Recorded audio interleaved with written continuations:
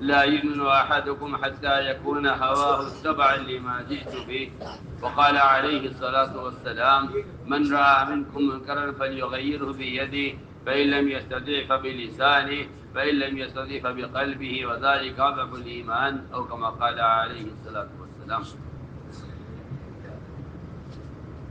میرے انتہائی محترم بزرگ دوستو عزیزو، اللہ رب العزت نے قرآن میں جگہ جگہ اس کا وعدہ کیا ہے کہ جو اللہ کے بندوں تک دین کا پیغام خود پہنچائیں گے، جو اللہ کے بندوں تک دین کا پیغام خود پہنچائیں گے، میں ان کے دلوں سے اپنے غیر کا خوف نکال دوں گا.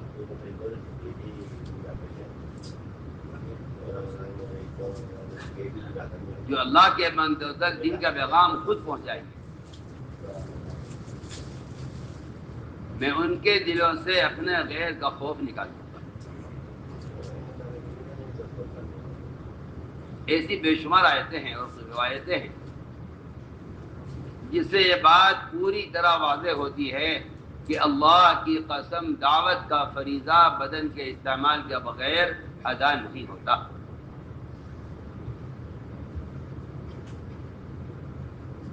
دعوت کا فریضہ بدن کے استعمال کیے بغیر دعوت کا فریضہ ادا نہیں ہوتا. اس طرح طہارت کے بغیر عبادت ادا نہیں ہوتی.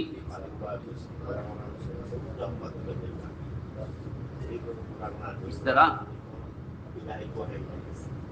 طہارت کے بغیر عبادت ادا نہیں ہوتی. اس طرح بدن کے استعمال کیے بغیر دعوت کا فریضہ ادا نہیں ہوتا.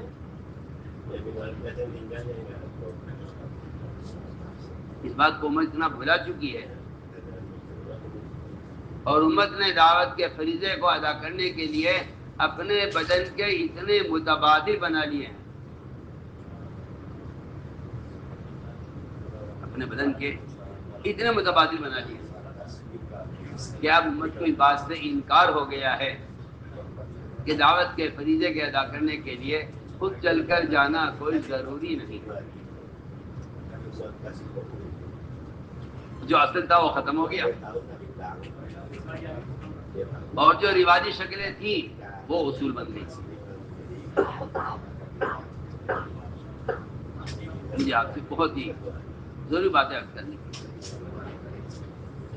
یہ قرآن جس سے بھرے ہوئے یہ صرف بدن کا استعمال ہی دعوت کے فریضے کو ادا کرا سکتا ہے. اس طرح صرف بدن کا استعمال ہی نماز کے فریضے کو ادا کرا سکتا ہے. اس کے علاوہ کوئی ذریعہ، کوئی طاقت، کوئی سبب، کوئی مال ایسا نہیں ہے جس سے نماز کا فریضہ ادا ہو جائے. اگر آپ کو اپنی نماز کا فدیہ دینا ہے تو آپ کی موت کے بعد فدیہ دیا جائے گا. حیات میں آپ مال سے نماز کا فدیہ نہیں دے سکتے.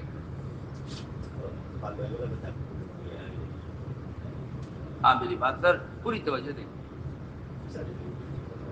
آپ کی نماز کا فدیہ آپ کے مال سے آپ کے مرنے کے بعد ادا کیا جا سکتا ہے، حیات میں نہیں.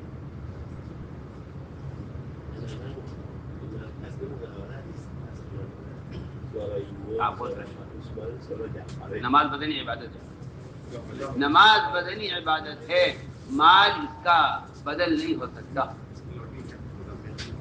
مال اس کا بدل نہیں ہو سکتا. ہاں آپ مر جائیں اور آپ کی ذمہ نمازیں رہ جائیں تو اس کا فدیہ ہوگا.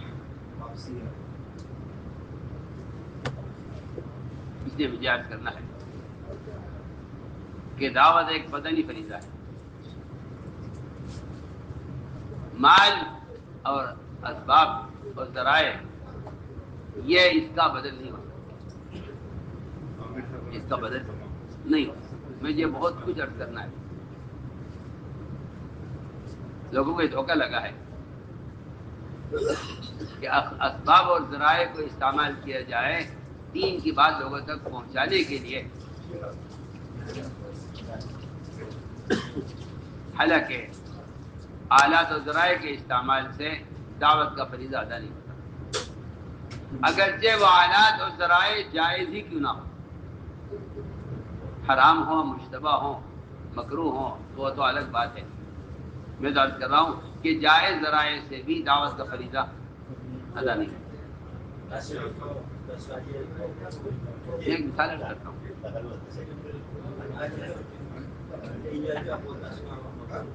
اذان کی مشروعیت سے پہلے، اذان کے شروع ہونے سے پہلے یہ سوال پیدا ہوا کہ لوگوں کو نماز کے لیے جمع کیسے کیا جائے۔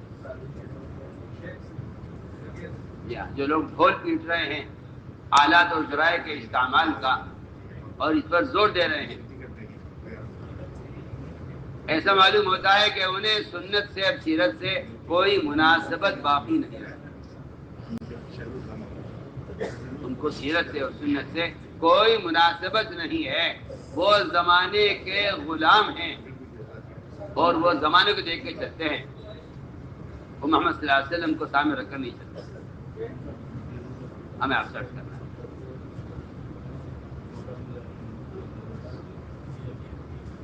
اس زمانے کا مروجہ نظام،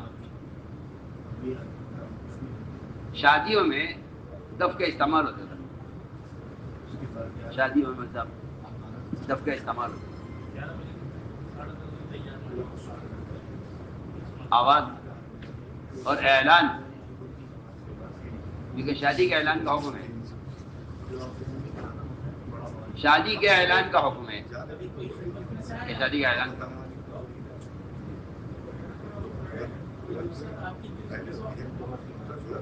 تو اس زمانے میں دف کا استعمال ہوتا تھا۔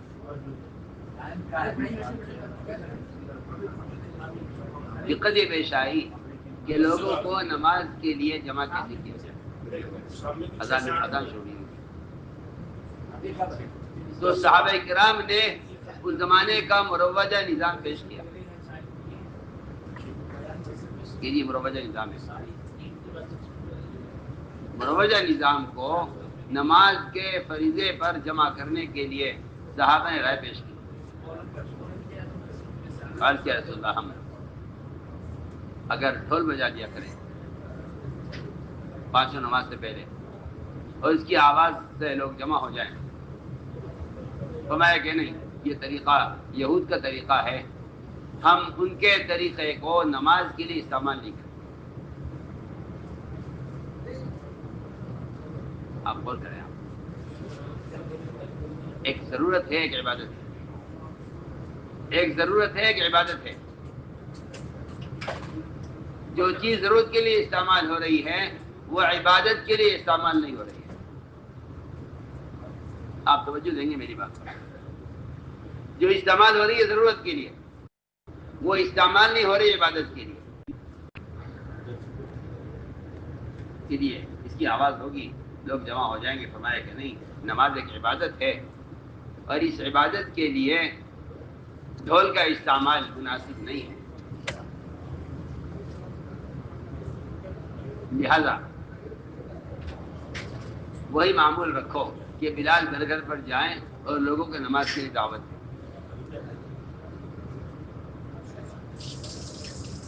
صحابہ نے عرض کیا تھا اگر ڈھول نہیں تو ہم سارنگی استعمال کرتے ہیں، اس سے نماز اس پر کہیں گے نماز دور تک آواز پہنچ جائے گی، مدینے کی تھوڑی سی آبادی ہے، یہ نماز کے لیے آ جائے گی۔ فرمایا کہ نہیں، سارنگی استعمال کرنا نصارہ کا طریقہ ہے۔ ہم ان کے طریقے کو نماز پر جمع کرنے کے لیے استعمال کریں۔ صحابہ نے عرض کیا پھر ہم ایسا کرتے ہیں کہ آگ جلائیں گے ہر نماز سے پہلے، اس کا دھواں اٹھے گا اور اس کو بتا دیا جائے گا کہ یہ مسجد سے دھواں اٹھے تو نماز کے لیے جمع ہو جائیں۔ فرمایا آگ جلا کے لوگوں کو جمع کرنا یہ مجوس کا طریقہ ہے، ہم یہ طریقہ اختیار نہیں کریں۔ یہ طریقہ مجوس ہے۔ آپ غور کریں، نماز ایک اجتماعی فریضہ ہے اور نماز کی ادا کرنے کی جگہ متعین ہے۔ یہ بات نہیں ہے کہ جو آدمی جائے وہاں نماز پڑھ لے، کہ نہیں آپ اپنا گھر چھوڑ کر مسجد میں آئیے نماز کے لیے۔ یہ ایسا اجتماعی عمل ہے، یہ ایسا اجتماعی عمل ہے۔ عبداللہ مسعود فرماتے ہیں رضی اللہ تعالیٰ عنہ کہ جو آدمی شدید عذر کے نہ ہونے پر مسجد نہ آئے اور نماز جماعت سے نہ پڑھے اور نماز کا پابند ہو مگر جماعت کے نماز کے مسجد میں نہ آئے، فرمایا کہ ایسا شخص جہنمی ہے۔ میں نے عرض کیا کہ نماز ایسا فریضہ ہے، نماز ایک ایسا فریضہ ہے جس کا وقت بھی متعین ہے، اس کی جگہ بھی متعین ہے، تاخیر ہوگی نماز قضا ہو جائے گی۔ اس پر جمع کرنے کا کے لیے شدید مجبوری آ گئی ہے۔ فرمایا کہ نہیں، بلال گھر گھر پر جائیں اور سب کو نماز کے لیے بلا کر لائیں۔ کہ یہ ایک دقت پیش آ رہی ہے، جب کوئی دقت پیش آ رہی ہے تو آپ ایک جائز چیز کے استعمال میں سے کیوں انکار کر رہے ہیں؟ ایک دقت پیش آ رہی ہے، آپ کو چاہیے کہ آپ سہولت پیدا کریں۔ فرمایا کہ نہیں، ہم استعمال نہیں کریں گے، بلکہ خواب میں فرشتے نے آ کر عبداللہ بن یزید بن عبد ربہ کو یہ صاف کہہ دیا کہ سارنگی استعمال مت کرنا، یہ ہمارا طریقہ نہیں ہے، میں تمہیں اذان سکھلاتا ہوں۔ اس زمانے کے مروجہ نظام کو چھوڑ دیا گیا۔ سنیے میں کیا عرض کر رہا ہوں، اس زمانے کے مروجہ نظام کو چھوڑ دیا گیا اور گشت کو اختیار کیا گیا لوگوں کو نماز پر جمع کرنے کے لیے۔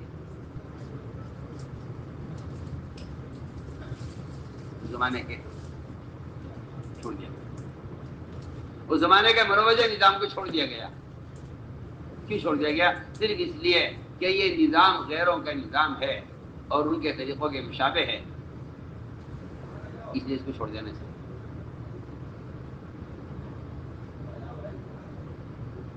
آپ نے فرمایا کہ ہم اس کو استعمال نہیں کریں گے۔ چنانچہ روایت میں ہے کہ آپ نے اس سے منع فرما دیا، صحابہ نے اس کو چھوڑ دیا۔ اس پر اللہ تعالیٰ نے اس زمانے میں مروجہ نظام کو چھوڑنے پر دعوت تامہ الہام فرمائی، جو اسلام کا وہ شعار ہے کہ جہاں اذان نہ ہو وہاں حملہ کر دو کہ وہاں کوئی مسلمان نہیں ہے۔ آپ غور کیجئے، اس زمانے میں کا مروجہ نظام جو ایک کچھ بھی نہیں تھا، اس کو چھوڑنے پر اذان اعلان کی گئی تھی۔ اس زمانے میں جو وہ مروجہ نظام ترقی کر کے اور آگے بڑھتے بڑھتے بڑھتے بڑھتے وہ گناہ کی حد تک پہنچ گیا ہے۔ اب آپ یہ کہتے ہیں کہ مروجہ نظام کو استعمال کیا جائے دین کی اشاعت اور دین کی دعوت کے لیے، آپ اس سے اندازہ کر لیجئے۔ میں آپ سے بے تکلف عرض کرتا ہوں، جو لوگ پلٹ کر اس نظام کی طرف آئے ان کی مسجدوں سے اذانیں ختم ہو گئیں، ان کی مسجدوں میں نیٹ سے اذان ہوتی ہے، اس لیے کہ اس مروجہ نظام کی نحوست نے ان کو اسلام کے شعار سے محروم کر دیا، کیونکہ آنکھوں پہ پٹی بندھی ہوئی ہے جواز کی۔ ہر آدمی جواز کے دلائل تلاش کرتا ہے بجائے سنت کے طریقے تلاش کرنے کے، بجائے سنت کے طریقے تلاش کرنے کے جواز کے طریقے تلاش کرتا ہے۔ سوچیے، جب آلات ترقی کر کے یہاں تک پہنچے تو آج ایسی مسجد آپ کو ملیں گی دنیا میں جن میں مؤذن نہیں ہے۔ وہ کہتے ہیں مؤذن کیوں نہیں کہ مؤذن کی کیا ضرورت ہے، آواز ہی تو پہنچانی ہے نا۔ نیٹ کی اذان سے لوگوں تک اذان کی آواز پہنچائی جاتی ہے، ان کی مسجد میں مؤذن نہیں ہوتا، ان کی مسجدوں میں مؤذن وہ نیٹ کی آواز سے اذان کی آواز پہنچا دیتے ہیں اور کہتے ہیں مؤذن کی کوئی ضرورت نہیں۔ گویا کہ آلات کے ذرائع نے امت کو دعوت کے شعار سے اور اسلام کے شعار سے امت کو محروم کر دیا. تو میں نے ایک بنیادی بات عرض کی کہ دعوت ایک بدنی فریضہ ہے. یہ کسی قلم سے، کسی اخبار سے، کسی رسالے سے، کسی آلے سے یہ فریضہ ادا نہیں ہوگا. اس کے لیے بدن کا استعمال شرط ہے. اس کے لیے بدن کا استعمال شرط ہے. یہ فریضہ کسی آلے سے ادا نہیں ہوگا. اس کے لیے بدن کا استعمال شرط ہے. اس لیے کہ حدیث میں صاف فرمایا کہ جو آدمی تم میں سے منکر کو ہوتا ہوا دیکھے اس کو چاہیے کہ اس کو اپنے ہاتھ سے بدلے. یہ جہاد کا اعلیٰ درجہ ہے، ایمان کا اعلیٰ درجہ ہے. ایمان کا دوسرا درجہ اور ایمان کا اور جہاد کا دوسرا درجہ وہ یہ ہے کہ آدمی منکر کو زبان سے بدلے. اور ایمان کا آخری ضعیف ترین درجہ اور جہاد کا سب سے کمزور جہاد، سب سے کمزور درجہ یہ ہے کہ آدمی منکر کو اپنے دل کے ذریعے بدلے. ماحول کو بدلنا ہے. یہ ہاتھ کے ذریعے، یہ زبان کے ذریعے، دل کے ذریعے. اس کے علاوہ کوئی اور چوتھی چیز حدیث میں نہیں ہے. یہ تینوں چیزیں انسان کے بدن سے متعلق ہیں. یہ تینوں انسان کے بدن سے متعلق ہیں. یہ تینوں انسان کے بدن سے متعلق ہیں. تو میں اگر کسی منکر کو بدلنے کے لیے، ختم کرانے کے لیے، اس کے لیے آپ کا دل جو ہے، آپ کا دل متاثر نہیں ہے اور آپ منکر کو دیکھ کر آپ کو غصہ نہیں آتا یا آپ کا دل نہیں دکھتا تو آپ کے دل میں ایمان کا ذرہ بھی نہیں ہے. بالکل سچی سیدھی بات ہے کہ آپ کے دل میں ایمان کا ذرہ بھی نہیں. ہم نے عرض کیا کہ آلات اور ذرائع، مال اور اسباب، اس کا اس دعوت کے فریضے سے کوئی تعلق نہیں ہے. اور یہ بات ذہن میں رہے کہ کسی بھی صورت میں مال کا انفاق، مال کا خرچ کرنا، وہ کسی بھی شکل میں کسی بھی طرح سے دعوت کا بدل نہیں ہو سکتا. کسی بھی طرح نہیں، یہ دعوت کا بدل نہیں ہو سکتا. اللہ نے کافروں سے بھی یہ کہہ دیا ہے،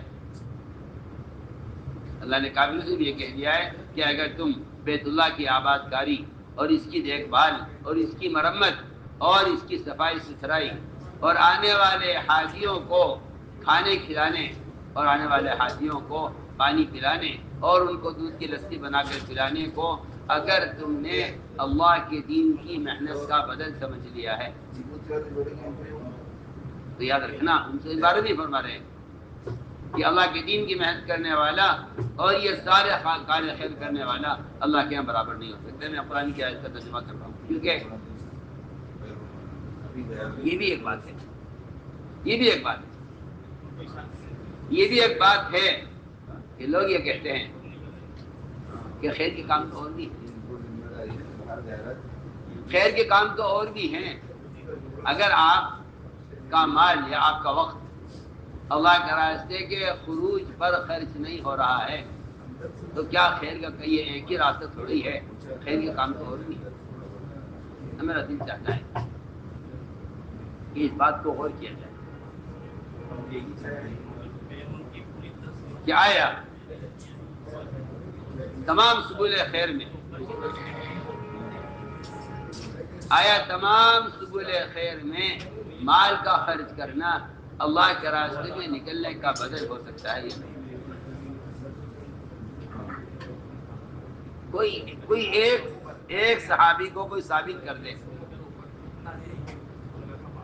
ایک صحابی کو کوئی ثابت کر دے کہ فلاں صحابی ہیں جنہوں نے مال خرچ کیا ہے لیکن جان نہیں لگائی انہوں نے دعوت میں، کوئی ایک ثابت کر دے. ناممکن بات.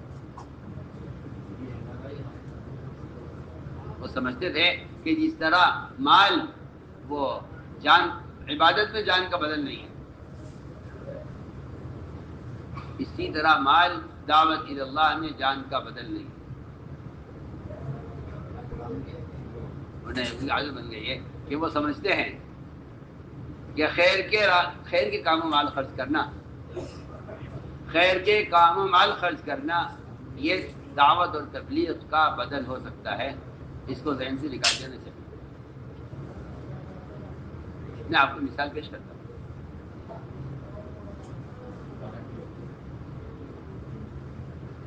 معاذ بن جبل رضی اللہ تعالیٰ عنہ سید العلماء،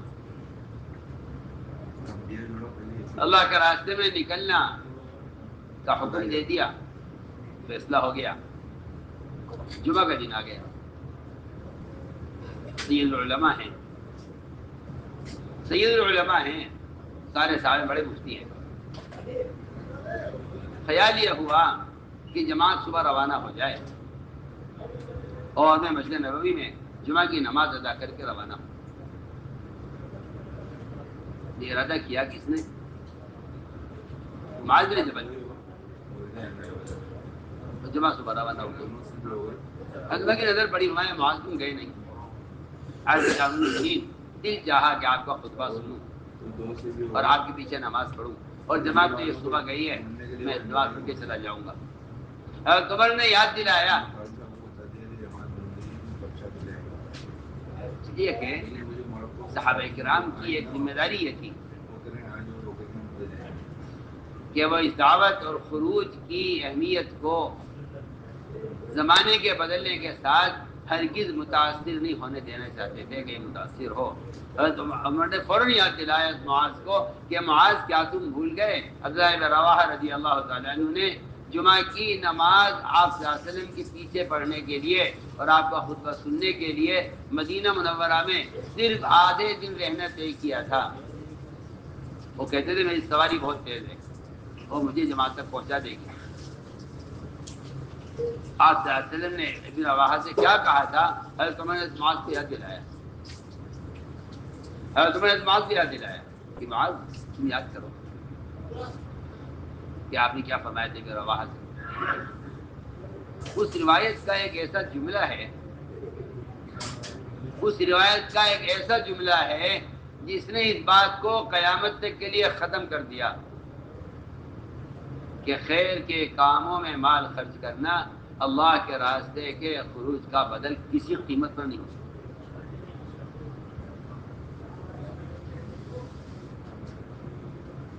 تمام سبل خیر جس میں آدمی اللہ کی رضا کے لیے اخلاص کے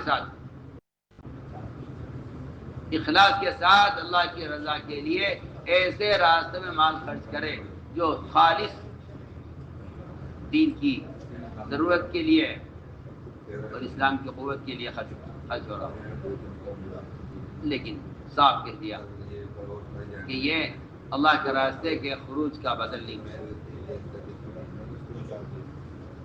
وجہ کیا ہے؟ وجہ وہی ہے جو میں عرض کر چکا ہوں کہ مال کا انفاق وہ بدن کا متبادل نہیں ہو سکتا. مال کا خرچ کرنا بدن کا متبادل نہیں ہو سکتا. اب میں ابن رواحہ، اگر تم ساری دنیا میں جتنا مال زمین کے اوپر اور نیچے ہے وہ سارا کا سارا تم خیر کی راہ میں خرچ کر دو، تم صبح نکلنے والی جماعت کی فضیلت حاصل نہیں کر سکتے. وہ تم سے 500 سال آگے نکل گئے، تم سے 500 سال آگے نکل گئے. تم اس جماعت کی فضیلت حاصل نہیں کر سکتے. آپ نے صاف فرمایا جتنا مال ہے زمین کے اوپر نیچے تم سارا کا سارا مال خیر کی راہ میں خرچ کر دو، لیکن تم صبح نکلنے والی جماعت کی فضیلت کو حاصل نہیں کر سکتے.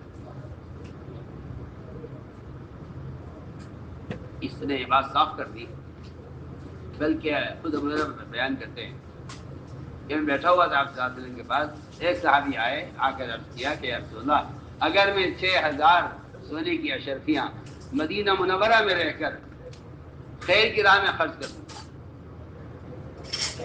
اس نے سوال ہی کیا کیا یہ میرے اللہ کے راستے میں نکلنے کا بدل ہو جائیں گے؟ کیا یہ میرے اللہ کے راستے میں نکلنے کا بدل ہو جائیں گے؟ یہ سوال صحابی نے کیا اگر میں مدینہ منورہ میں رہ کر 6000 سنے کی اشرفیاں وہ میں بیواؤں پر، یتیموں پر، مسکینوں پر اور جتنے بھی خیر کے راستے ہو سکتے ہیں اگر میں اس پہ خرچ کر دوں تو کیا یہ میرے خروج کا بدل ہو جائیں گے؟ آپ نے فرمایا اس شخص سے کہ جو آدمی اللہ کے راستے میں نکلا ہوا ہے اور سو رہا ہے، یہ نہیں فرمایا روایت میں کہ اللہ کے راستے میں نکلا ہوا ہے اور وہ تلوار سے کفار سے قتال کر رہا ہے اور بھی جان کو خطرے میں ڈال کر اللہ کے دین کو قائم کرنے کی محنت میں میدان میں کافروں سے قتال کر رہا ہے، یہ نہیں فرمایا روایت میں، فرمایا کہ وہ اللہ کے راستے میں نکلا ہوا ہے اور سو رہا ہے۔ فرمایا یہ خروج میں سونے والا جو نکلا ہوا ہے اللہ کے راستے میں اگرچہ سو رہا ہے، فرمایا وہ بھی تیرے اس 6000 درہم کے خرچ کرنے والے سے افضل ہے۔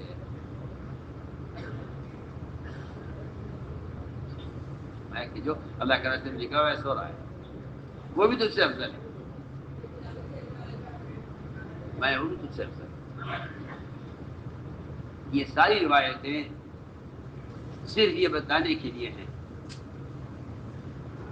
کہ اس دعوت کے فریضے کو ادا کرنے کے لیے بدن کا کوئی متبادل نہیں ہے، بدن کا کوئی متبادل نہیں ہے، اس کے لیے بدن کا استعمال اصل ہے، بدن کا استعمال اس کے لیے شرط ہے۔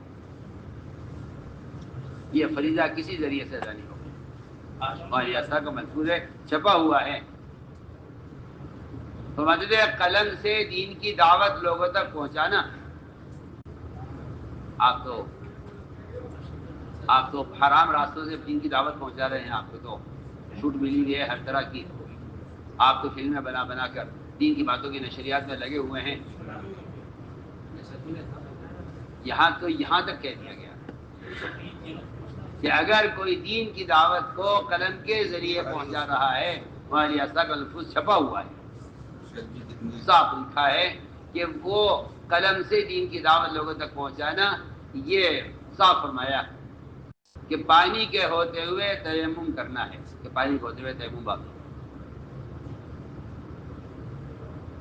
پانی کے ہوتے ہوئے تیمم باقی ہے، ہماری ایسا کا ملفوظ چھپا ہوا ہے صاف، بالکل اس کا صاف مطلب ہے کہ قدم کا متبادل نہیں ہو سکتا، بلکہ صاف بات میں کہتا ہوں کہ اگر کسی تحریر میں کوئی اثر ہو سکتا ہے، اگر کسی تحریر میں کوئی اثر ہو سکتا ہے تو اس کے لیے تحریک شرط ہے، اس کے لیے تحریک شرط ہے، اس کے لیے تحریک شرط ہے۔ اللہ اکبر، کتنی مدت گزرنے کے بعد اور نبوت کا اکثر زمانہ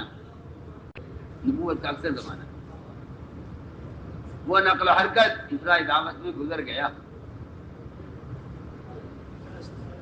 تب اس بات کا نمبر آیا کہ بادشاہوں کو دعوت دینے کے لیے جماعت بھیجی جائے اور جماعت کے ساتھ بادشاہ کو خط لکھا جائے۔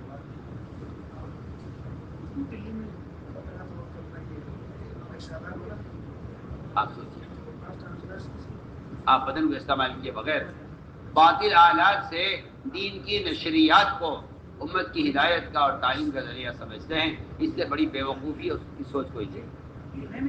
جبکہ میں کہہ رہا ہوں کہ نبوت کا اکثر وقت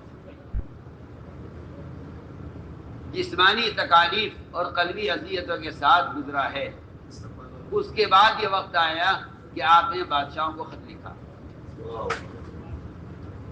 اور ہم نے صحابہ کی جماعت بنا کر خط دے کر بادشاہوں کے پاس ان کو دعوت دینے کے لیے بھیجا ہے۔ میں نے عرض کیا کہ اگر کسی تحریر میں کوئی اثر ہے تو وہ اصل اثر تحریر کا ہے، تحریر کا کوئی اثر نہیں ہے، اصل اثر تحریر کا ہے۔ عمر رضی اللہ تعالیٰ عنہ مسجد سے باہر لوگوں کے ہاتھ پکڑ پکڑ کر انہیں ایمان کے حلقوں میں لانے کے لیے خود کوشش کرتے تھے۔ اس کا کیا اثر ہوا؟ اللہ، اس کا اثر یہ ہوتا تھا کہ عمر رضی اللہ تعالیٰ عنہ کا خط دریائے نیل کے نام، عمر کا خط دریا نیل کے نام. یہ تحریر اتنی مؤثر ہے کہ وہ ایک دریا جو نہ سنتا ہے نہ سمجھتا ہے نہ عقل ہے اس میں، اس کے نام خط لکھ رہے ہیں کہ عمر تجھ سے کہتا ہے. عمر کا حکم ہے تیرے لیے کہ اپنی عادت ختم کر. اس ذریعے کی عادت تھی کہ جب تک ایک لڑکی کو جو سب سے زیادہ خوبصورت ہو اپنے والد کے درمیان اکیلی ہو، اس کو جب تک زیورات پہنا کر مزین کر کے اس دریا میں نہیں غرق کیا جاتا تھا، اس وقت دریا کا پانی اوپر نہیں آتا تھا. یہ ان کا ہر سال کا معمول تھا. حضرت عمر رضی اللہ تعالیٰ عنہ نے دریا کو خط لکھا کہ عمر تجھ سے کہتا ہے، آپ سے زیادہ کر لیجیے. تحریر کب مؤثر ہو سکتی ہے؟ کئی جب مؤثر ہو سکتی ہے جب آدمی اپنے بدن کو استعمال کر کے اپنی ذمہ داری کو پورا کر دے. اس کے بغیر کوئی تحریر کوئی مؤثر نہیں. اور میں کہہ چکا ہوں کہ تحریر سے دعوت کا فریضہ اللہ کی قسم ادا نہیں ہو سکتا. تو میں نے عرض کیا کہ یہ ہے غور کرنے کی بات. لوگ دین کے کاموں میں مالی تعاون کر کے سمجھتے ہیں کہ یہ ہماری جان کا بدل ہو گیا ہے. حالانکہ اللہ تعالیٰ نے قرآن میں فرمایا ہے اجعلتم سقایۃ الحاج وعمارة المسجد الحرام كمن آمن بالله واليوم الآخر وجاهد في سبيل الله لا يستوون عند الله. ایک مشرک تھا عاص بن وائل،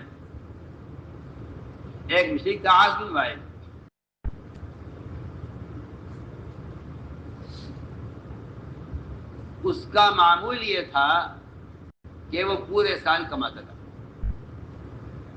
اور حج کے موقع پر اس کا اعلان ہوتا تھا کہ جتنے بھی حجاج آئیں گے کوئی حاجی چولہا نہیں جلائے گا، کوئی کھانا نہیں پکائے گا. یہ تنہا آدمی سارے حاجیوں کے کھانے کا انتظام کرتا تھا. تنہا سارے حاجیوں کا انتظام تنہا کرتا تھا. اس کے علاوہ زمینہ کے میدان میں کوئی چولہا نہیں جلائے گا. ایک اکیلا مشرک تمام حجاج کے حج کے ایام میں کھانے کا انتظام تنہا کرتا تھا. پورے سال تجارت کرتا تھا، کماتا تھا، اور صرف اس مقصد کے لیے کہ میں آنے والے حاجیوں کو کھانا کھلاؤں گا. اللہ تعالیٰ نے صاف فرمایا اس کے بارے میں کہ بیت اللہ کی آباد کاری اور بیت اللہ کی دیکھ بھال اور آنے والے حاجیوں کو کھانے کھلانے اور ان کے قیام و طعام کا انتظام کرنے کو تم نے اس شخص کے برابر کیسے سمجھ لیا جو اللہ پر ایمان لائے، آخرت پر ایمان لائے، وجاہد فی سبیل اللہ، اور اللہ کے راستے میں نکل کر اللہ کے دین کو قائم کرنے کی کوشش کرے. لا یستوون عند اللہ، یہ اللہ کے برابر نہیں، یہ اللہ کے برابر نہیں. میں نے یہ ساری بات یہ سمجھانے کے ریاض کی ہے کہ دعوت نماز کی طرح ایک بدنی فریضہ ہے.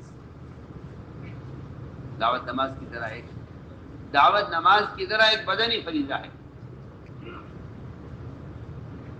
اس لیے خروج و نقل و حرکت یہ دعوت کا قوام ہے. اگر آپ کسی ذریعے سے دین کی بات لوگوں تک پہنچا دیں تو میں اپنی بات پر مجھے پورا اشارہ ہے کہ اس سے آپ کی ذمہ جو دعوت کا فریضہ ہے وہ ادا نہیں ہوگا.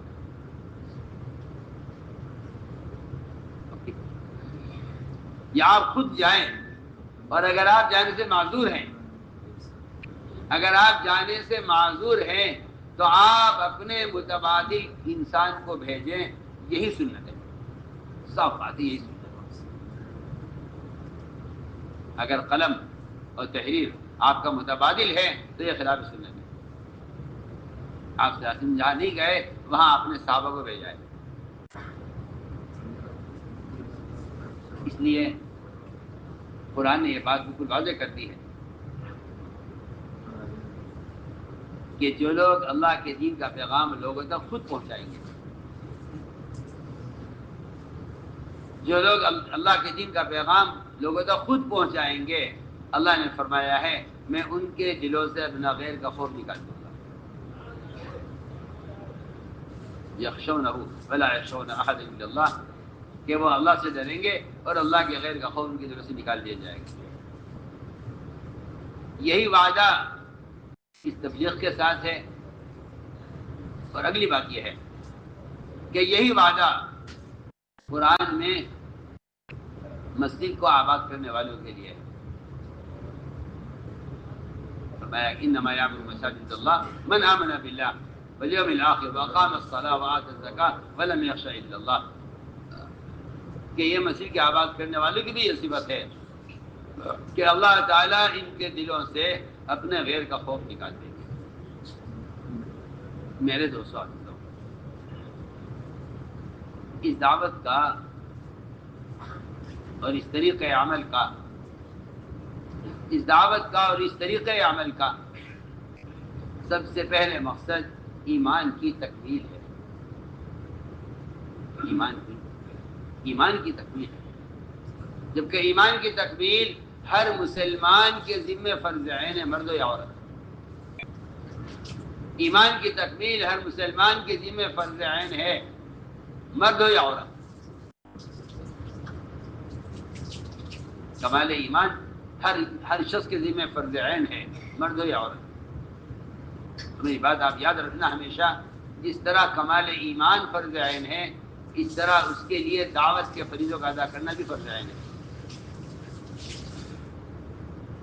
جس طرح ایمان لانا فرض عین ہے، اس ایمان کی تکمیل کے لیے دعوت دینا بھی فرض عین ہے ہر مسلمان کے ذمہ، مرد ہو یا عورت. اس طرح ایمان کی تکمیل فرض عین ہے. سارے ایمان والوں کو اللہ نے ایمان لانے کا حکم دیا ہے. اب میں واقعی میں ایک سوال کرتا ہوں سب سے کہ جو ایمان لانے کا حکم ہے یہ کافروں کے لیے ہے یا ایمان والوں کے لیے؟ کافر کو تو اسلام لانے کا حکم ہے، اسلم تسلم. مومن کو ایمان لانے کا حکم ہے، یا ایھا الذین آمنوا آمنوا. سوال اس بات کا ہے کہ اس قرآن کی اس آیت پر، قرآن کے اس حکم پر عمل کی کیا شکل ہے؟ قرآن کی اس آیت پر عمل کی کیا شکل ہے؟ میں بہت اہم بات آپ سے عرض کر رہا ہوں. قرآن کی اس آیت پر عمل کی کیا شکل ہے؟ یہ حکم کیسے پورا کیا جائے گا؟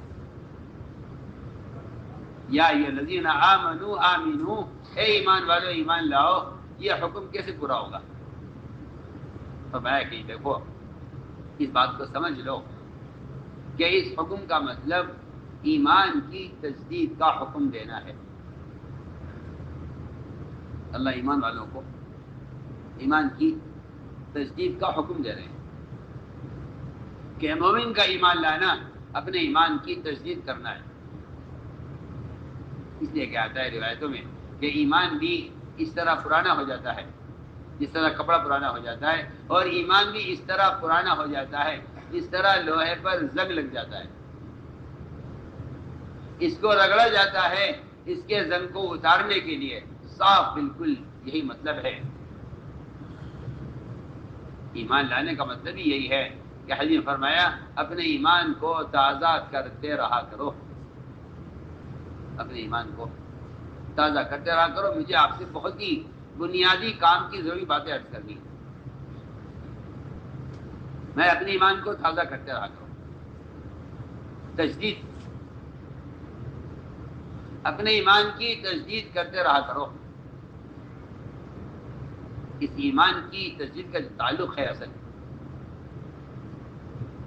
اس ایمان کی تجدید کا جو اصل تعلق ہے اس کا تعلق دوسروں کو اللہ کی یاد دلانے سے ہے. شاید میری بات کسی طرح آپ کے دل میں اتر جائے. لوگوں نے اپنی ذات سے انفرادی ذکر، میری تسبیحات، میری تلاوت، میرے اپنے معاملات. ہائے ہائے، اس کو سمجھ لیا ہے صرف کہ یہ میری ایمان کی تجدید کے یہ اعمال ہیں، میرا ذکر، میری تلاوت، میری تہجد. جبکہ قرآن یہ کہہ رہا ہے کہ آپ کی ایمان کی تجدید کا سبب یہ ہے، اور آپ کے ایمان کے تازہ ہونے کا کے لیے ذریعہ یہ ہے کہ آپ دوسروں کو اللہ کی یاد دلائیں، دوسروں کو اللہ کی یاد دلائیں. آپ غور کریں میری بات کریں، آپ دوسروں کو اللہ کی یاد دلائیں، یہی آپ کے ایمان کے وجود کی علامت ہے، اور یہی آپ کے ایمان کی تجدید کا سب ذریعہ ہے. میں بہت اہم بات آپ سے کہہ رہا ہوں، یہی آپ کے ایمان کی، یہی آپ کے ایمان کے وجود کی علامت بھی یہی ہے. آپ کے ایمان کے وجود کی علامت بھی ہے کہ آپ دوسروں کو اللہ کی یاد دلائیں، اور آپ کے ایمان کی تجدید کا ذریعہ بھی صرف یہی ہے. صرف کہہ رہا ہوں، میں حصر کے ساتھ کہہ رہا ہوں کہ آپ کے ایمان کی تجدید کا ذریعہ بھی یہی ہے کہ آپ دوسروں کو اللہ کی یاد دلائیں.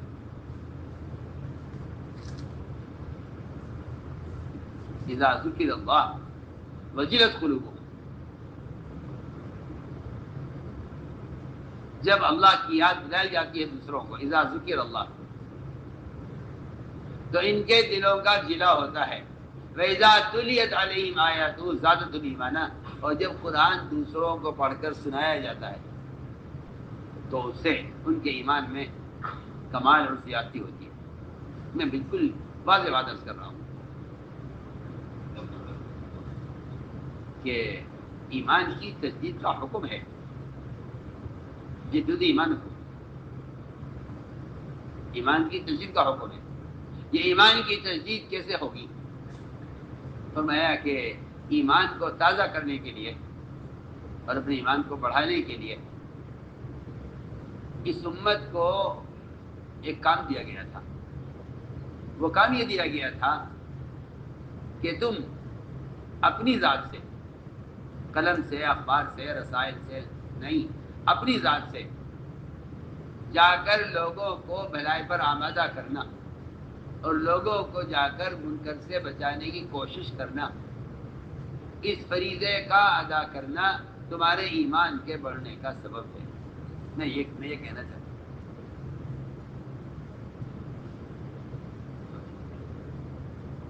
میں تو بالکل آپ سے بہت بنیادی بات کرتا ہوں.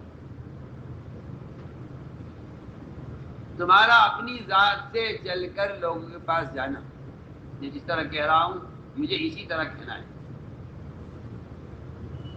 چاہے 100 آدمی مانے چاہے 2 آدمی مانے، میرے نزدیک دونوں برابر ہیں. آپ کو اشکال ہے تو آپ کو قرآن حدیث سے اشکال ہے، صاف بات. آپ کو انکار ہے تو آپ کو صحابہ کے عمل سے انکار ہے. بات حق ہے، سیدھی سیدھی بات.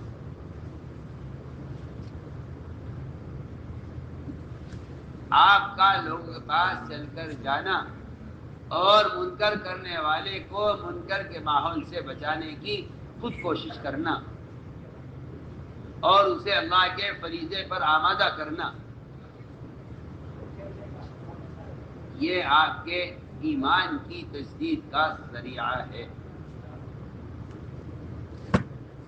یہ آپ کے ایمان کی تجدید کا ذریعہ ہے. مجھے بالکل، میں آپ سے بے تکلف عرض کرتا ہوں، یہ آپ کے ایمان کی تجدید کا ذریعہ ہے. تبلیغ میں جو گشت کی اہمیت ہے وہ خدا کی قسم گشت امر معروف نہی منکر کے فریضے کو ادا کرنے کے ہی لیے، امر معروف نہی منکر کا فریضہ ادا کرنے کے لیے گشت، امر معروف نہی منکر کے فریضے کو ادا کرنے کے لیے گشت ہے کہ آپ جائیں لوگوں کے پاس اور ان کو اس وقت کے فریضے پر آمادہ کریں اور ان کو منکر کے ماحول سے بچائیں. آپ کا یہ عمل کرنا اپنی ذات سے یہ آپ کے ایمان کی تجدید کا اور آپ کے ایمان کے بڑھنے کا سبب ہے.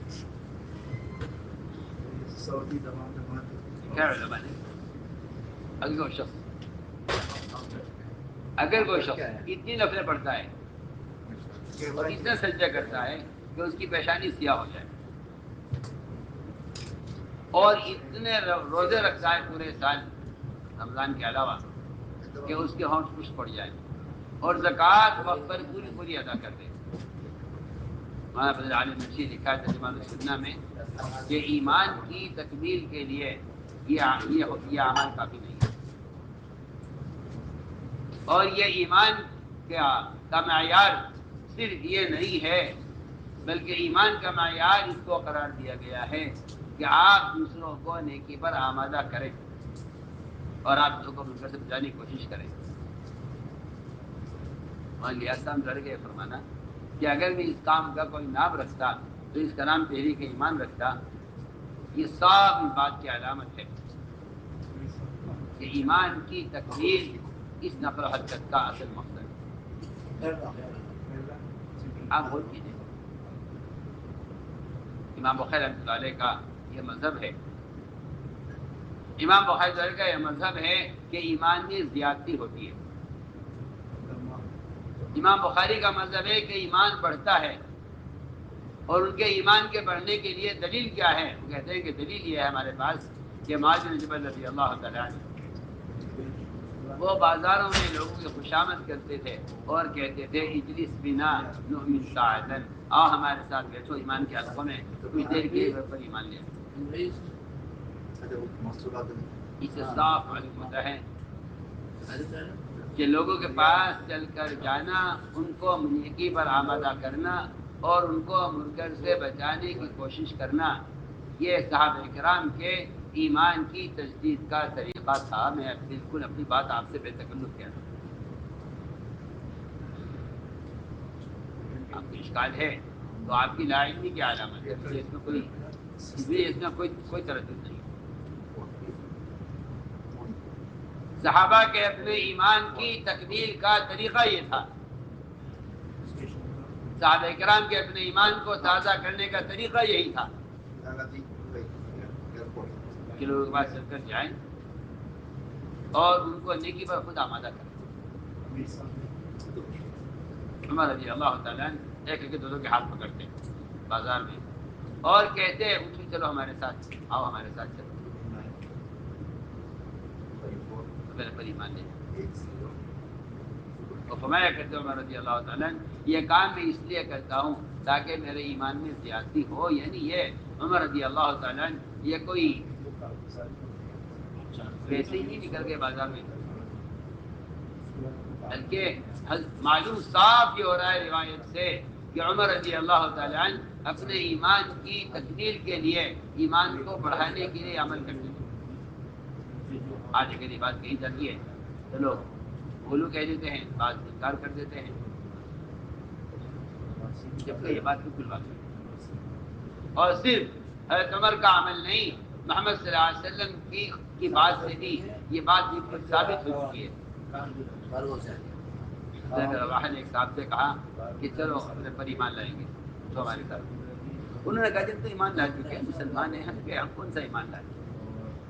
انہوں نے یہ بات جا کر آپ سے عرض کی کہ میں رواحہ کہتا ہوں ایمان لائیں گے، ہم تو آپ پر ایمان لا چکے ہیں. آپ نے فرمایا اللہ نے صاحب رواحہ پر یہ وہ مجلس ایمان کے قائم کرنا چاہتا ہے جس کو دیکھ کر اللہ تعالیٰ اپنے ملائکہ کے سامنے فخر فرماتے ہیں. میں نے عرض کیا کہ یہ تو خود آپ صلی اللہ علیہ وسلم سے بھی یہ بات ثابت ہو گئی کہ آپ نے میرا رواحہ کے عمل کو پسند کیا ہے. میرا رواحہ کے عمل کو پسند کیا میرے دوستوں، اس لیے یہ بات پہلے جان لینی چاہیے. یہ بات سب سے پہلے ساری دنیا کے مسلمانوں کو یہ بات جان لینی چاہیے کہ کافر اور مومن کے درمیان، ایک مشرک مومن کے درمیان جو فرق ہے وہ مسجد کو آباد کرنے کا فرق ہے. اس سے زیادہ کیا کہا فرق. مسلمان عام مسلمان تبلیغی جماعت کے درمیان کا فرق نہیں ہے. یہ عام مسلمان اور تبلیغی جماعت کے درمیان کا فرق نہیں ہے. یہ فرق قرآن نے مشرک مومن کے درمیان کا فرق بیان کیا ہے کہ مشرک مومن کے درمیان فرق یہ ہے. صاف قرآن کی آیت ما كان المشركين ان يعملوا مساجد اللہ کہ مشرکین مسجدوں کا آباد نہیں کریں گے. انما يعمل مساجد اللہ من آمن باللہ کہ 100% مسلمان مسجد کو آباد کرنے والے ہیں. اس لیے پہلی بات بنیادی بات کہ تبلیغ میں گشت کا موضوع دین کی بات لوگوں کے کان میں ڈال دینا یا دین کی بات لوگوں تک پہنچا دینا یہ موضوع نہیں تھا. موضوع تھا گشت کا موضوع تھا لوگوں کو ان کے ماحول سے نکالنا. ابو ہریرہ فرماتے ہیں رضی اللہ تعالیٰ اس امت کے خیر مدخلی کے لیے شرط یہ ہے کہ یہ لوگوں کو ان کے ماحول سے نکالے اپنے ماحول میں لائے. منکر کرنے والے کی جگہ کو تبدیل کرنے کے لیے گشت ہے. منکر کرنے والے کی جگہ کو منکر کرنے والی کی جگہ کو تبدیل کرنے کے لیے گشت ہے. دین کی بات لوگوں تک پہنچا دینے کے لیے گشت نہیں ہے. وہاں ریاستہ کا محفوظ چھپا ہوا ہے. کسی کے کان میں دین کی بات ڈال دینا یہ تبلیغ نہیں ہے. اصل تبلیغ دل میں اترنا ہے. بات دل تک پہنچی ہے تبلیغ. اور اس میں کوئی شک نہیں ہے بے شمار واقعات صحابہ کے ایسے ہیں کہ جس میں یہ بات صاف ہو گئی بالکل کہ مسجد کے علاوہ کوئی جگہ دل میں بات کو اترنے کی نہیں ہے اور خود جا کر دعوت دیے بغیر کوئی بات دل میں اترنے والی نہیں ہے. صاف یہ دونوں باتیں صحابہ کے عمل سے واضح ہو گئی ہے کہ بات کے دل میں اترنے کی جگہ صرف مسجد ہے. اس کے علاوہ کوئی متبادل اس کا نہیں. وہ تو باطل آلات اپنے اندر اتنی ظلمتیں لیے ہوئے ہیں باطل کی کہ آپ کو دھوکہ لگا ہے کہ اس طرح بھی دین کی باتیں نشر ہو سکتی ہیں اور اس طرح بھی دعوت کا فریضہ ادا ہو سکتا ہے. میں تو بے تکلف آپ سے عرض کرتا ہوں کہ ان سارے آلات میں باطل کی اتنی ظلمتیں ہیں کہ وہ بات دل تک پہنچنے بھی نہیں دیں گے. اس لیے قرآن نے یہ صاف فیصلہ کر دیا. پھر اگلی بات یہ ہے کہ مسجدوں کو ایمان والوں سے آباد رکھنے کی کوشش وہ کوشش کیا ہے؟ احادیث پہ غور کریں. وہ کوشش یہ ہے کہ آپ لوگوں کو مسجد میں جمع کریں. جمع شدہ لوگوں میں دین کی بات کا ہو جانا یہ تعمیر مسجد نہیں ہے. تعمیر مسجد یہ نہیں ہے کہ جو لوگ مسجد میں آتے ہیں ان سے دین کی بات ہو جائے. یہ تعمیر مسجد نہیں ہے. تعمیر مسجد یہ ہے کہ آپ سارے مسلمانوں کو مسجد میں جمع کریں. آپ قرآن پڑھیے حدیثیں پڑھیے آپ کو پتہ چلے گا. 2-4 آدمیوں سے آپ ملاقات کر کے کہیں کہ گشت ہو گیا نہیں. آپ غور کیجیے حدیث پہ. ترمذی شریف کی روایت ہے اللہ نے حکم دیا بنی اسرائیل کو مسجد میں جمع کرنے کا. اللہ نے حکم دیا یحییٰ علیہ السلام کو کہ یحییٰ بنی اسرائیل کو سب کو جمع کرو مسجد میں. انہوں نے اس طرح جمع کی روایت پڑھی آپ تو پتہ چلے آپ کو. انہوں نے اس طرح جمع کیا لوگوں کو کہ بیت المقدس کی دیواریں کھڑکیاں اس کے جو ہے اوپر کا اور نیچے کا سارا حصہ اتنا بھر گیا لوگوں سے کہ کوئی جگہ خالی نہیں تھی. یہ روایت پڑھی آپ کو پتہ چلے گا.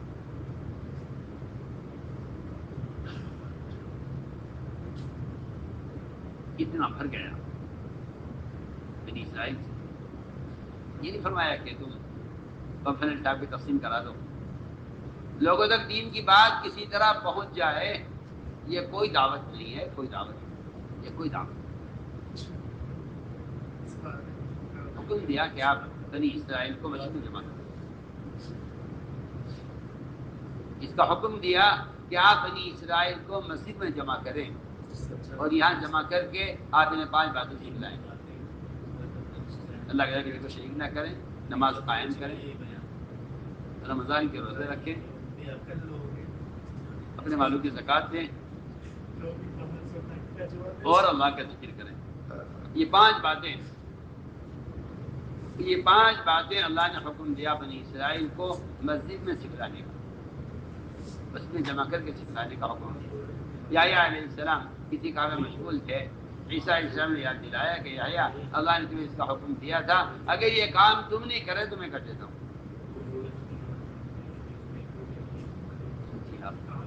اور صرف روایت میں ہے اس اندیشے سے یاد دلایا کہ کہیں اس کام میں دیر نہ ہو جائے. یہ نہیں بھائی چلو بعد میں کریں گے، اس کو بعد میں کریں گے، نہیں، فرمایا کہ اس سے تاخیر نہ ہو جائے، میں تاخیر کے اندیشے سے آپ کو یاد دلا رہا ہوں. یا اسلام نے کہا عیسیٰ اگر یہ کام تم نے کیا میں نے نہیں کیا، اگر یہ کام تم نے کر دیا میں نے نہیں کیا تو اللہ مجھے ذمہ میں دھنسائیں گے، اللہ مجھے عذاب دیں گے. آپ ذرا سوچیے تو صحیح، لوگوں کو مسجد میں جمع کر کے دین کی بات سمجھانا کیا ایسا حال کا عمل ہے؟ کیا ایسا لازمی کام ہے کہ اگر اس کو نہ کیا خدا نہ کرے یا اس کے کرنے میں تاخیر کر دی یا آپ نے اس کو دوسرے پر ڈال دیا؟ علیہ السلام کو زمین میں دھنسائے جانے کا اور اللہ کے عذاب کے آنے کا خوف ہے. آپ اس سے اندازہ کر لیجئے اور اس پر فیصلہ کیجئے آپ کہ کیا یہ مسیح کی آبادی کی محنت اس کے وقت فارغ کرنا کیا یہ کوئی مستحب کام ہے؟ چاہے کوئی مستحب کام ہے کہ ہو جائے تو ٹھیک ہے، نہ ہو تو کوئی لازم نہیں ہے. آپ غور کیجیے. اگر یہ کوئی ایسا نفلی کام تھا یا یہ فرض کفایہ تھا تو یحییٰ علیہ السلام کو زمین میں دھنسائے جانے کا، تو یحییٰ علیہ السلام کو اللہ کے عذاب کے آنے کا کیوں خوف؟ اس طرح سے معلوم ہوتا ہے کہ اس کو نہ ٹالا جا سکتا ہے نہ کچھ کو ڈالا جا سکتا ہے. یہ دونوں باتیں جو ہے معلوم ہوتی ہیں. اور انہوں نے عیسیٰ علیہ السلام پر بھی ڈال دیا اور اس کو ٹال بھی نہیں دیا کہ بعد میں کریں گے. فرمایا کہ اگر اس میں ہم نے دیر کر دی تو اللہ ہمیں ذمہ میں دھنسائیں گے، اللہ ہمیں عذاب دیں گے. اسے آپ اندازہ کر لیجیے کہ مسجد میں لوگوں کو جمع کر کے دین کی بات کرنا، اس میں کوئی شک نہیں ہے کہ بات کے دل میں اترنے، دلوں کو متاثر ہونے کا میں مسجد کا کوئی متبادل نہیں، مسجد کا کوئی متبادل نہیں، مسجد کا کوئی متبادل نہیں. آپ اندازہ کریں. طفیل عامر دوسری رضی اللہ تعالیٰ رضی اللہ تعالیٰ مکہ مکرمہ آئے اور مکے والوں نے ان کو ڈرایا. میں طفیل دیکھو نا ان کی بات سنو، ان سے بات کرو. تمہیں کہتے ہیں میں نے اپنے کانوں کو روئی سے بند کر لیا، مجھے آپ کی بات سے نفرت بھی تھی، آپ کی بات کا خوف بھی تھا. میں اچھی طرح کانوں کو بند کر کے یہ ایسے ہی میں نے قدم رکھا مسجد میں، اندر سے میرے دل نے کہا تو خیر ان کی بات سننی چاہیے. میں نے کانوں سے نکالی اور آپ کی بات سنی اور میں نے فوراً آپ کی بات کو قبول کیا. مسجد سے باہر کی یہ کیفیت ہے کہ آپ کی بات سننا نہیں چاہتے، مسجد میں داخل ہوتے ہی کہتے ہیں میرے دل نے اندر سے کہا ان کی بات سننی چاہیے. میں نے کانوں سے نکالی، آپ کی بات کو سنا اور مجھے فوراً اپنی قوم کو دعوت دینے کا تقاضا ہوا. دیکھو یاد رکھنا، طفیل رضی اللہ تعالیٰ عنہ اپنی قوم کو منوانے کے لیے، سنیے میری بات، طفیل رضی اللہ تعالیٰ اپنی قوم سے اپنی بات کو منوانے کے لیے دو چیزیں لے کر گئے. ایک حیثیت، ایک کرامت. حیثیت اور کرامت، یہ بات آپ یاد رکھیے گا کہ حیثیت اور کرامت، حیثیت اور کرامت یہ اپنی ذات سے دین کی محنت کے مقابلے میں کوئی اثر نہیں رکھتی.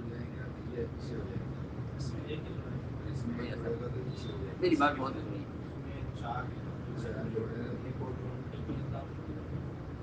ہم سمجھتے ہیں کہ اسلام جو قائم ہوا ہے دنیا میں اللہ والوں کی کرامتوں سے قائم ہوا. یہ خیال بالکل غلط ہے، یہ خیال غلط ہے. یہ خیال غلط. اسلام کرامت سے نہیں پھیلا، صحابی کی کرامت سے نہیں پھیلا. میری آپ کی کرامت سے کیسے پھیل جائے گا؟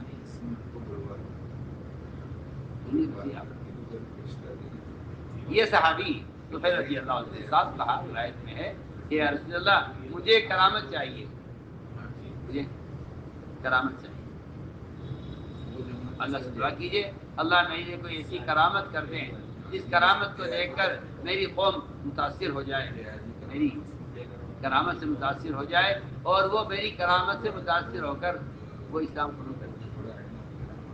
حیثیت تو میرے پاس ہے، میری حیثیت یہ ہے کہ میری قوم میری بات مانتی ہے، میں جو کہوں گا وہ کرے گا. مجھے تو کرامت چاہیے. ادھر حیثیت اپنے قوم کا سردار ہونے کی، ادھر کرامت مل جائے گی تو قوم اسلام لے جائے گی. میں کہنا چاہتا ہوں کہ میدان میں اتر کر محنت کرنا، کوئی حیثیت کوئی کرامت اس کا بدل نہیں ہو سکتا. آپ نے دعا کی اللہ سے اور فرمایا روایت میں اللہم لہو آیا، اے اللہ اس کے لیے کوئی نشانی کوئی کرامت اس کے لیے کر دے. ان کی دونوں آنکھوں کے درمیان تیز روشنی پیشانی پر پیدا ہو گئی. جی ہاں، صاف چمکتی تھی ان کے چہرے پر چمکدار ایک روشنی. یہ اس کرامت کو لے کر، حیثیت کو لے کر چلے قوم کی طرف کہ میری قوم میری حیثیت سے بھی متاثر ہوگی اور مزید اس کرامت سے متاثر ہوگی. راستے میں خیال آیا کہ قوم یہ کہے گی کہ انہوں نے اپنا دین بدلا تھا، ان کا چہرہ بدل گیا ہے. اللہ سے اے اللہ اس کرامت کو ختم کر، اے اللہ اس کرامت کو ہٹا دے میرے چہرے سے. جو کرامت اللہ کے نبی سے دعا مانگ کے دی تھی، راستے میں دعا مانگ مانگ کر اللہ سے کہہ کر اس کرامت کو ہٹوایا. پھر حیثیت رہ گئی. حیثیت کی بنیاد پر گئے، قوم سے کہا کہ اسلام لے آؤ. پوری قوم نے صاف انکار کر دیا کہ ہم آپ کی بات نہیں مانیں گے. کیا ہے یا رسول اللہ میری قوم سے انکار کر رہی ہے، آپ میری قوم کے لیے بددعا کر رہی ہے. فرمایا کہ نہیں، ہم بددعا نہیں کرتے، ہم دعا کرتے ہیں، دعا محنت کرو. آپ کی ہجرت سے پہلے سے لے کر خیبر تک یہ اپنی قوم میں محنت کرتے رہے، تو یہ 80 خاندان اس عرصے میں اپنے ساتھ لے کر رہے.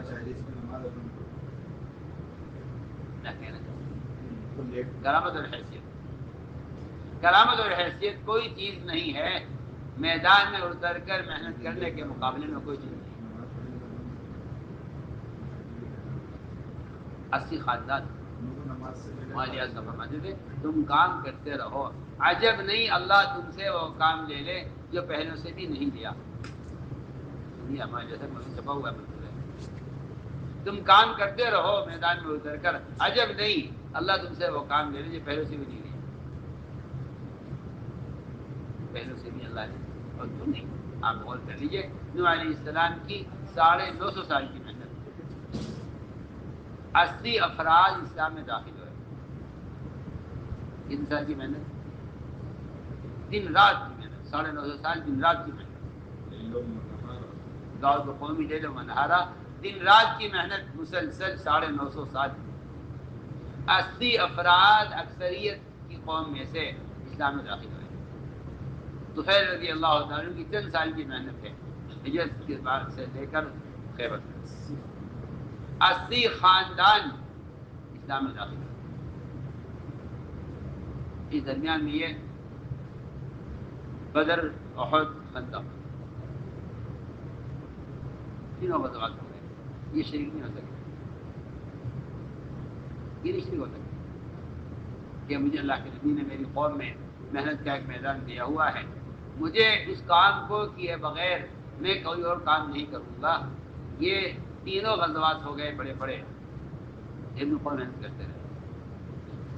نہ خندق میں آئے، نہ بدر میں تھے، نہ احد میں تھے.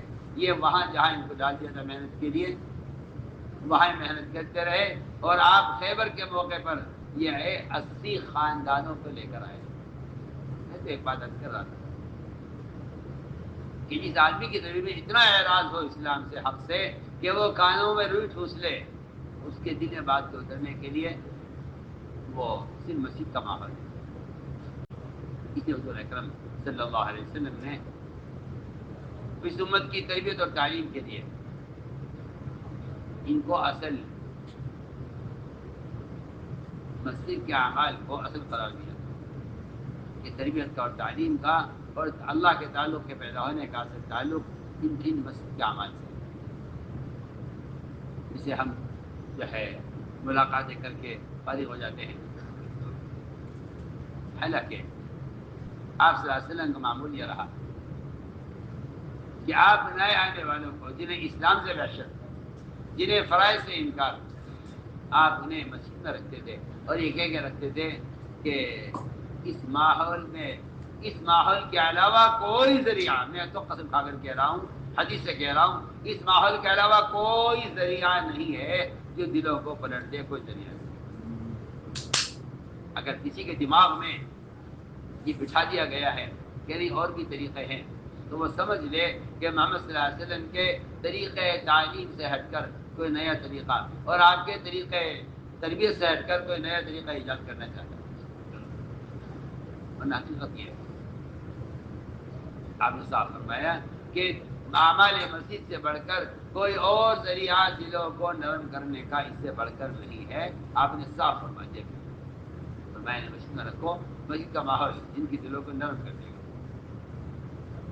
میرے دوستوں، میری ساری بات کا خلاصہ یہ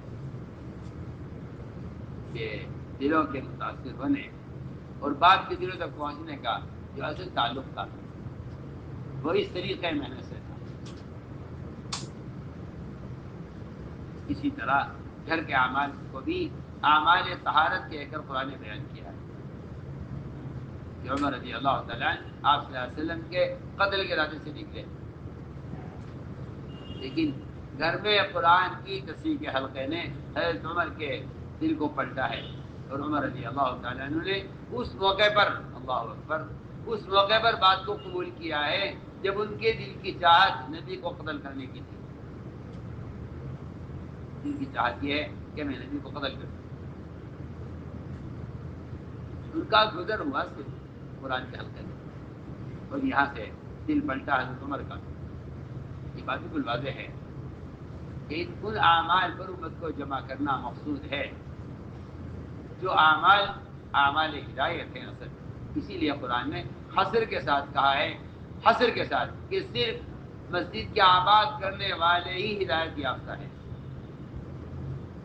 قرآن نے حصر کے ساتھ کہا، انما حصر کے لیے استعمال ہوتا ہے، انما حصر کے لیے استعمال ہوتا ہے۔